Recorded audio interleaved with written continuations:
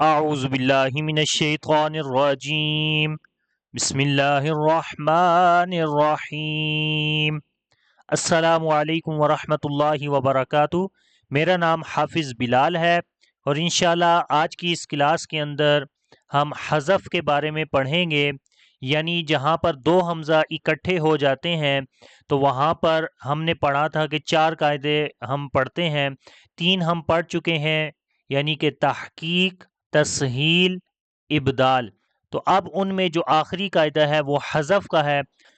تو سبق شروع کرنے سے پہلے اگر ابھی تک آپ نے ہمارا چینل لرن قرآن ود حافظ بلال اردو سبسکرائب نہیں کیا تو کائنڈلی اس کو سبسکرائب کر لیں اور ساتھ میں گھنٹی کو بھی دبا دیں تاکہ اس کی نوٹیفیکیشن آپ کو ملتی رہیں، اور جو بھی نئی ویڈیو آئے گی تو انشاءاللہ وہ آپ تک آسانی سے پہنچ سکے گی اور آپ اس کو دیکھ سکیں گے۔ تو چلیں سبق شروع کرتے ہیں۔ حذف کا لغوی معنی گرا دینا ہے، ٹھیک ہے، یعنی حذف کا معنی ہوتا ہے گرانا، گرا دینا۔ اور حذف کا اصطلاحی معنی یعنی کہ تجوید کے اندر حذف کسے بولتے ہیں، تو تجوید کے اندر حذف کا مطلب یہ ہوتا ہے کہ حمزہ کو گرا دینا، ٹھیک ہے، حمزہ کو گرا دینا۔ اور کیونکہ ہم حمزہ کے بارے میں پڑھ رہے ہیں تو اس لیے حذف کا مطلب ہے حمزہ کو گرا دینا۔ اب اس کا ہم قاعدہ پڑھتے ہیں۔ حذف کا قاعدہ جو ہے وہ یہ ہے کہ جب دو متحرک حمزے جمع ہوں، ٹھیک ہے، دو حمزہ ہوں اور متحرک ہوں، یعنی دونوں کے اوپر زبر زیر پیش میں سے کوئی بھی حرکت ہو، تو ان میں سے پہلا حمزہ قطعی مفتوح ہو، یعنی کہ جو پہلے والا حمزہ ہو وہ قطعی بھی ہو اور اس کے اوپر زبر ہونی چاہیے۔ مفتوح کا مطلب یعنی اس کے اوپر فتحہ ہو، یعنی زبر والا۔ اور دوسرا حمزہ وصلی مکسور ہو، یعنی دوسرا حمزہ وصلی ہو اور مکسور ہو، مطلب اس کے نیچے زیر ہو، کسرہ ہو، کسرہ بھی زیر کو بولتے ہیں اس لیے مکسور ہو، یعنی اس حمزہ کے نیچے زیر ہونی چاہیے۔ تو پھر کیا کرتے ہیں، تو دوسرے حمزہ کو گرا دیں گے، گرا دیں گے یعنی ختم کر دیں گے، وہ نہیں پڑھیں گے۔ اور حذف پورے قرآن پاک میں صرف درج ذیل 6 کلمات میں ہوا ہے۔ تو یہ 6 جو کلمات ہیں یہ یہاں پر لکھے ہوئے ہیں، تو ابھی ون بائی ون ہم ان کو پڑھتے ہیں۔ تو یہاں پہلی مثال کے اندر دیکھیں، دو حمزہ اکٹھے آ گئے ہیں۔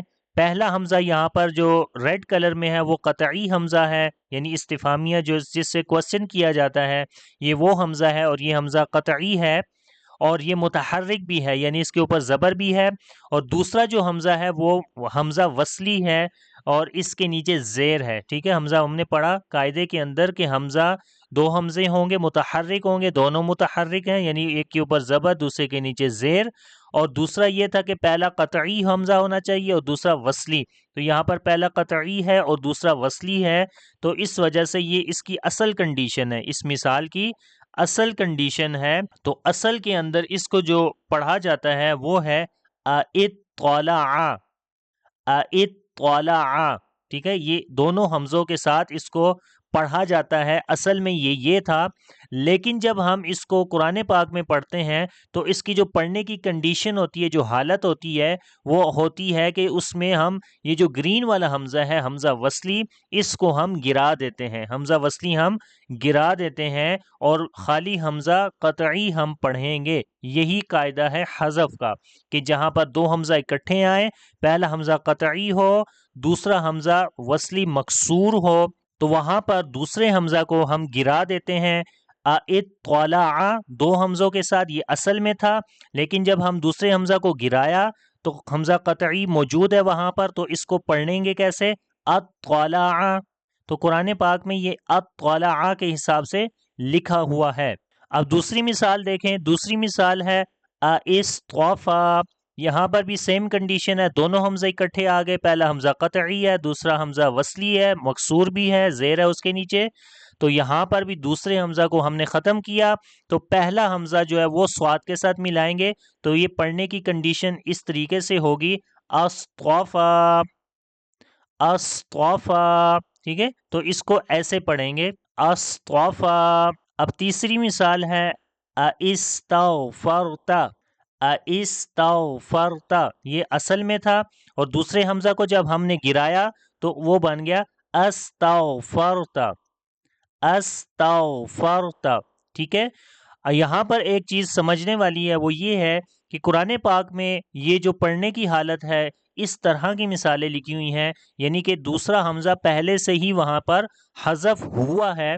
تو ہمیں کیسے پتا چلے گا کہ یہاں پر دو حمزہ تھے اور دوسرا حمزہ جو ہے وہ وصلی تھا اور اس کو ہم نے گرا دیا؟ تو کیونکہ ایک تو میں نے آپ کو بات یہ بتائی کہ یہ 6 ہی کلمات ہیں پورے قرآن پاک میں. آپ ایک تو آپ ان کو یاد رکھ لیں، اور دوسرا آپ ترجمے سے اس کو سمجھ سکتے ہیں کہ ترجمے میں اس کا جو ترجمہ ہے وہ حمزہ کیونکہ استفہامیہ ہے، کوسچن والا ہوگا. تو جب ترجمہ آپ کریں گے تو وہاں پر اس کا ترجمہ جو ہے وہ حمزہ استفہامیہ کے طور پر آئے گا. تو اس سے آپ نے سمجھ لینا ہے کہ یہاں پر بیسیکلی 2 حمزہ تھے اور ایک حمزہ کو ہم نے گرا دیا جو کہ دوسرا حمزہ وصلی مکسور تھا. ٹھیک ہے. تو بس یہ آپ نے سمجھ لینا ہے. باقی انشاءاللہ جب آپ اس کی پریکٹس کریں گے، مثالوں کو ذہن میں رکھیں گے تو آپ کو یہ یاد ہو جائیں گی. تو اب آگے یہاں پر اگلی مثال دیکھیں. قرآن پاک میں ہے استکبرتا. استکبرتا. ٹھیک ہے. ایک حمزہ کے ساتھ ہے جو کہ اصل میں 2 حمزہ تھے. تو اصل میں کیسے تھا؟ استکبرتا. استکبرتا. ٹھیک ہے. تو دوسرے حمزہ کو یہاں پر بھی گرا دیا. اگلی مثال ہے افطرا. تو یہ قرآن پاک میں افطرا کے حساب سے لکھا ہوا ہے. افطرا. افطرا. تو یہاں پر بھی دوسرا حمزہ گر گیا ہے. تو یہ اصل میں افطرا. افطرا تھا. ٹھیک ہے. اور آخری مثال ہے اتخذناہم.